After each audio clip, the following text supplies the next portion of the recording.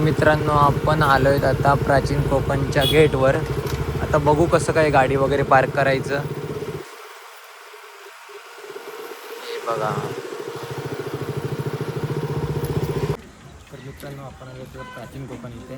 तर इथे आपण कसे पैशांचं बोललं तर 50 रुपये पर पर्सन आहे. जर आपल्याला कॅमेरा घ्यायचा असेल आतमध्ये, म्हणजे आपला मोबाईल पर्सनल जर पाहिजे असेल एक मोबाईल, तर त्याचेसुद्धा 50 रुपये चार्जेस आहेत. सो आम्ही तसं तेच केले. 4 जणांचे 200 आणि एक कॅमेरा घेतला म्हणजे मोबाईल शूटसाठी. आपल्याला पर्सनल गाईड घ्यायचं असेल तर 50 रुपये चार्जेस आहे. आणि जर ग्रुप जर असेल तर ग्रुपमध्ये 10 मिनिटसाठी फ्री असतो. सो त्याला तुम्हाला दाखवतो आपण. गेट पाहू शकतो, छान आहे. प्लेट आंबेसपुरी वगैरे मिळते. खाणार असाल तर त्याची ऑर्डर देऊ शकता. सरबत वगैरे लागलं तर मिळेल. ओके, ठीक आहे, थँक्यू. तर तुम्ही पाहू शकता इकडे खायची वगैरे सोय केली आतमध्ये. तर तुम्ही पाहू शकता इकडे सर्व रूल्स अँड रेग्युलेशन सगळं सांगतात. काय प्रॉब्लेम नाही आपल्याला. आपण फिरू शकतो जर फिरायचं तर. आपल्याला 10 मिनिट्ससाठी आपल्याला गाईडसुद्धा भेटतो आता.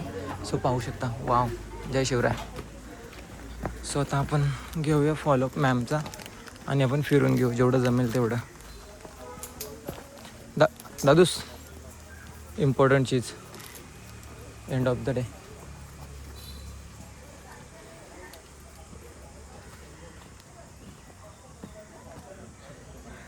नमस्कार, मी सेजल प्राचीन कोकणमध्ये आपले स्वागत करते. Konkan tourism development and research centre ही आमची संस्था आहे. या ठिकाणी आम्ही पर्यटनातून रोजगार निर्मिती हा विषय घेऊन काम करत आहोत.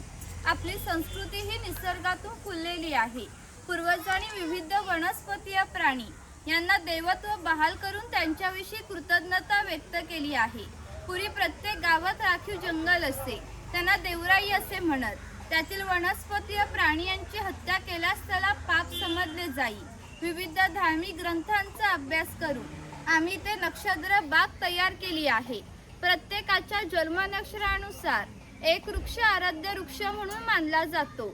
त्याची पूजा अर्चा केल्यास त्या व्यक्तीला धन सौख्य आरोग्य प्राप्त होते. एक्झिट करताना बाहेर लावला बोर्ड तुम्ही वाचू शकता. तर आपल्यासोबत आता आई असणार आहेत, तर आपण त्यांना फॉलो करूया. हा पिंपळ पार आहे. आपण कोकणी माणसे वड पिंपळ यांना पवित्र मानतो.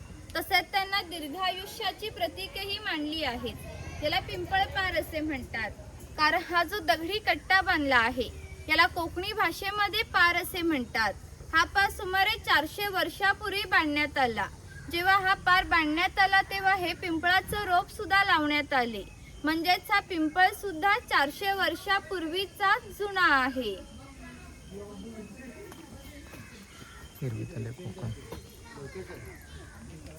हा शिलालेख आहे. या शिलालेखावरती लिहिली कविता कवी माधव यांनी 100 वर्षापूर्वी लिहिली. चिपळूण येथे झालेल्या पहिल्या कोकण मराठी साहित्य संमेलनामध्ये या कवितेला कोकणची प्राथमिक कविता म्हणून स्वीकारण्यात आले. या कवितेमध्ये कवींनी कोकणच्या निसर्गाचे सुंदर वर्णन केले आहे. या कवितेमध्ये नंदनवन हा शब्द आला आहे. नंदनवन या शब्दाचा अर्थ स्वर्गातील इंद्राची बाग जितकी सुंदर आहे तितके आमचे कोकणी सुंदर आहे. ही गुहा आहे. गुहा हे काळाचे प्रतीक आहे. गुहेच्या अलीकडे आहे वर्तमान काळ आणि गुहेच्या पलीकडे आहे 500 वर्षापूर्वीचा भूतकाळ. इकडे वाघ व वाघाची गुहा दाखवली आहे. इथे गावशी कार दाखवली आहे.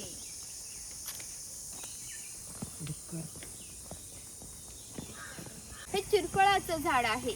चिरफळाची फळी जंतुनाशक असतात. शेतकरी यांचा वापर धान्य साठवण्यासाठी करतो. तसेच त्यांचा वापर गरम मसाल्यांसारख्या पदार्थांमध्ये केला जातो. इकडे माडीवाला दाखवला आहे. ताडी माडी काढणारे.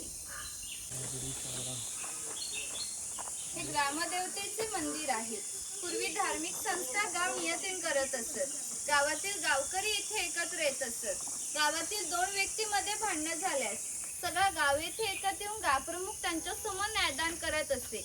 तसेच गावातील सार्वजनिक कामे, पाखाड्या बांधणे, लाकडी साकव बांधणे इत्यादी कामे कुणी कुठे व कधी करायची याचा निर्णय गावकरी येथे बसून घेत असत. याचं वैशिष्ट्य म्हणजे जगभर अशी प्रथा आहे की प्रत्येक जाती धर्माचे लोक आपापल्या देवाकडे जातात व देवाचे दर्शन घेतात.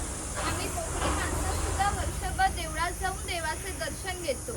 पण जेव्हा आमच्याकडे शिमगा सण असतो तेव्हा हा देव या पालखीमध्ये बसून प्रत्येकाच्या घरोघरी नेला जातो.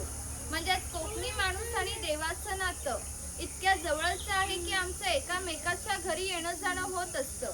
या देवीचे नाव आहे वाघजाई. हे नाव आम्ही जाणीवपूर्वक ठेवले असं म्हणतात की ज्या निसर्गामध्ये वाघ असतो तो निसर्ग समृद्ध असतो.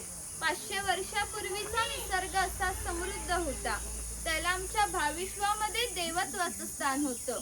आम्ही कोकणी माणसे वड पिंपळ सापनाग याची पूजा करतो. म्हणजेच आम्ही निसर्ग पूजक माणसे आहोत. म्हणून या देवीचे नाव सुद्धा प्रत्यक्ष आम्ही निसर्गाशी संबंधित ठेवला आहे वाघजाई. ताशे आहेत यांचा खालील भाग हा मातीचा बनला आहे. हे ताशे 110 वर्षापूर्वीचे जुने आहेत. जर वाजवणारे कसबी असतील तर यांचा आवाज 1-2 किलोमीटर पर्यंत सहज जात असे. पूर्वी यांचा उपयोग संदेश वहन तसेच धार्मिक कार्यक्रमामध्ये केला जात असे. जाते तसेच पशुबळी सुद्धा दिली जाते. हे वीरगण आहे वीर माणसांचे प्रतीक चिन्ह. हे खोतांचे घर आहे. राजाच्या गावातील थेट प्रतिनिधी म्हणजे खोत. धार्मिक व राजकीय पहिला सन्मान खोतांचा असे. खोत हे गावचे प्रमुख असत. गावात मैदान करणे महसूल गोळा करणे इत्यादी कामे खोतांची असत. खोत लोक जमीनदार असत. ती खोतांची बायको आहे. कोकणी स्त्रिया सुंदरी होत्या आणि शूरही होत्या, परंतु त्यांना स्वतंत्र नव्हते. माझघराचा उंबरठा हीच त्यांच्यासाठी मर्यादा होती. इथे 2 खोतांची मुले दाखवली आहेत. ते आपले पारंपरिक खेळ सोंगट्या खेळत आहे. हाच ते महाभारतामध्ये धर्मराज आणि दुर्योधन यांच्यामध्ये द्यू त्या नावाने खेळला गेला. हस्तिदंत फासे असतात किंवा शंखांच्या कवड्या असतात. त्या टाकून विशिष्ट प्रकारचे दान मागितले जाते. त्यानुसार या सोंगट्या पुढे मागे सरकून हा खेळ खेळला जातो. घराची रचना पहा. खोत ज्या उंचवट्यावर बसले आहे त्याला ओठी असे म्हणत. गावातील मान्यवर लोक हे ओठीवर बसत. ती समोर आहे ती पडवी. गावातील सर्वसामान्य लोक पडवीत बसत असत. घराचे छप्पर बघा. वरती छोटे छप्पर आहे, मध्ये गॅप आहे, खाली मोठे छप्पर आहे. कोकणामध्ये उष्णता फार असते, त्यामुळे घरातील उष्ण हवा गॅप मधून बाहेर पडते. बाहेर थंड हवा ती जाग घेते, जेणेकरून घरातील वातावरण थंड राहते. घरासमोर अंगण आहे. अंगणात तुळस आहे. अंगण हे कोकणी घरांचे वैशिष्ट्य आहे. इथे काही अडकीत त्यांचे प्रकार दाखवले आहेत.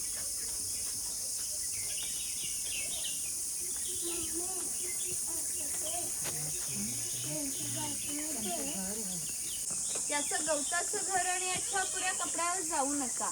आमच्या गावातील एक महत्त्वाचा उत्पादन घटक आहे. हा एकमेव धान्याचं उत्पादन करत असते आणि गावातील 12 बहुते दाराजा आणि खोत यांना धान्य पुरवण्याचे काम तो करीत असते.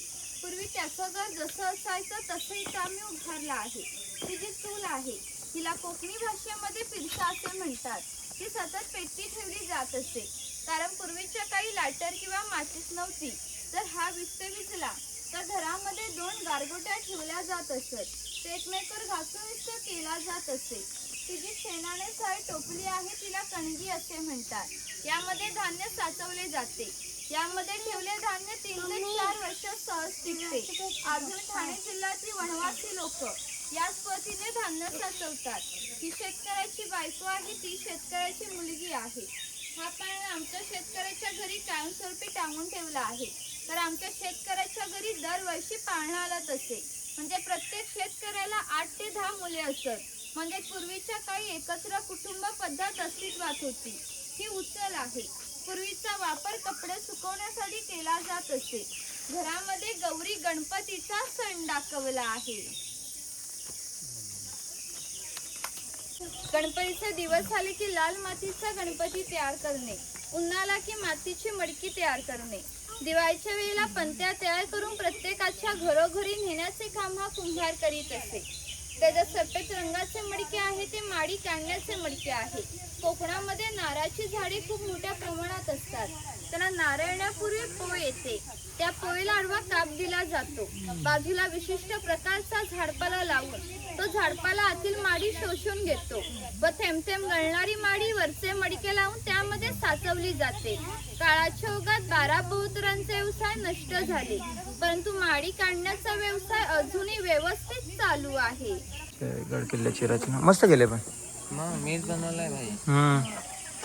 एक्झिट खतरनाक या बाई कुठून माकडा बिकडा येऊ शकतात पटकन पल. ही बघ कशी पळायला लागली. ए टॉम अँड जेरी वरती माकडा येतात का? भाई पूर्ण एक्सप्लोअर तर करू शकत नाही. सो आम्ही आता कल्टी मारली इकडनं कारण की खूप पुढे पण जायचं आहे.